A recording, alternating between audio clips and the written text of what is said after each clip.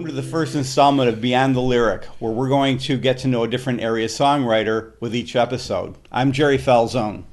And I'm Debbie Randyn. Beyond the Lyric will bring you the story behind some of the best songwriters in our area. And tonight, our first guest for this first episode is a Rochester treasure. Jerry Engler had a hit record in 1958 with a song he composed called Sputnik.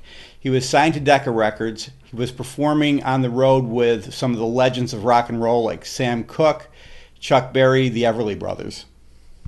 Jerry's journey included a working relationship with one of rock and roll's true legends, Buddy Holly, who produced one of Jerry's albums and also played guitar and bells on a couple of his songs. Jerry was on the verge of stardom himself.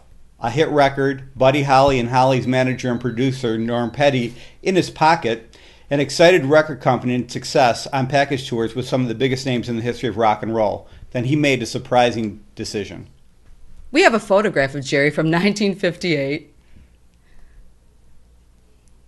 Jerry has dedicated himself to helping other songwriters while continuing to write his own songs. In the meantime, he's also been writing his own songs and recently actually came out and did one of the first concerts he's done in decades playing with local band, the High Risers. It is our pleasure to welcome to Beyond the Lyrics, Jerry Engler.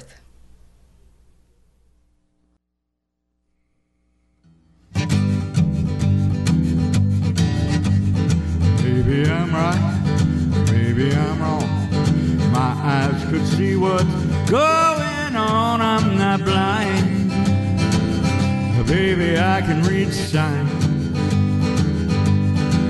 I took the choo-choo train and left you far behind. Hey, maybe I'm right or maybe I'm wrong. You may not agree, but I had to leave you to find some peace of mind. I took the choo-choo train and left you way behind. Well, traveling from St. Louis to St. Paul, Minnesota. It's ironic, it's even comic, ending up in Niagara Falls. Well, maybe I'm right, or maybe I'm wrong. My eyes can see what's going on, I'm not blind. Hey, baby, I can read signs. I took the choo-choo train and I left you far behind.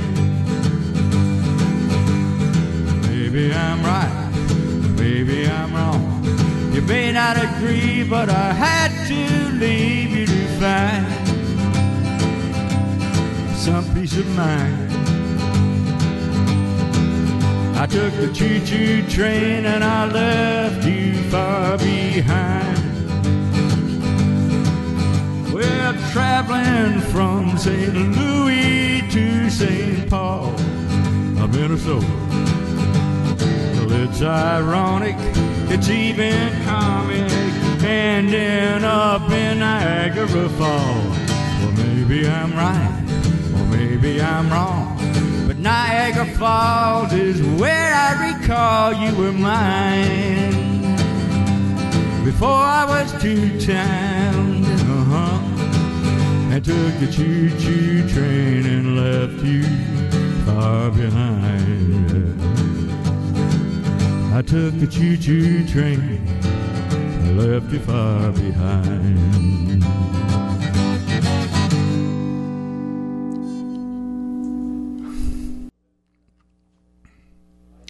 That was an extended version of that. I didn't sing the third. Thank you very much. Jerry Engler. Glad you enjoyed it, Jerry. All right, Jerry, I got a couple of questions for you right now. You were signed in 1958 to Decca Records. Right. Why do you suppose that you were signed to Decca Records in 58 and they passed on the Beatles a couple years later? That's a funny question. You know that, don't you? It's supposed to be. I wish I was one of the Beatles. Why? I don't know why.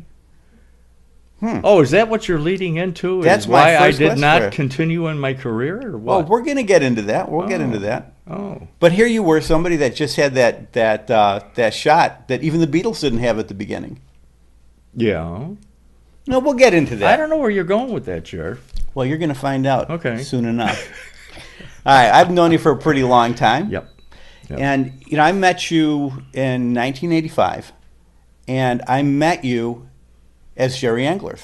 Right. But all the releases that you had from the 50s, the two recent releases that you had, you're Jerry Engler. Who are you?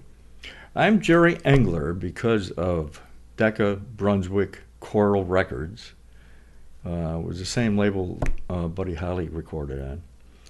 And I didn't know it until the contract came back that they had dropped my TH on the end of Engler's. And my family was quite upset about it.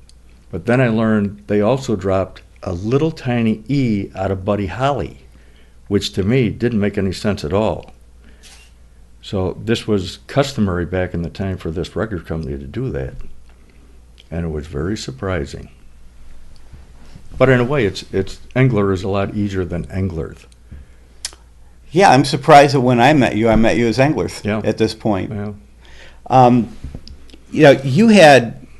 You pretty much had the dream of every musically inclined kid in America in your hand. You had Buddy Holly behind you. You had his manager and producer Norm Petty behind you. You're working with people like the Everly Brothers, Sam Cooke, Chuck Berry, and then you gave it up. What happened? Yeah. Well, I did have the dream. And generally, if I have a goal, I set a goal, I get there. In this case, I had married young and had divorced, and I had the two kids, and I was a young man. And I had reached a good pinnacle starting my career. But when you've got two kids, I worry about putting food on the table and having a steady job. And I've got a one-track mind. I can't do two things at once. I can't be pursuing a career and taking care of the family. So I chose the family. I got to ask you this. Have you ever had any regrets about that? No, not really. I'm glad to hear that. No regrets. No. I'm glad to hear that. Yeah.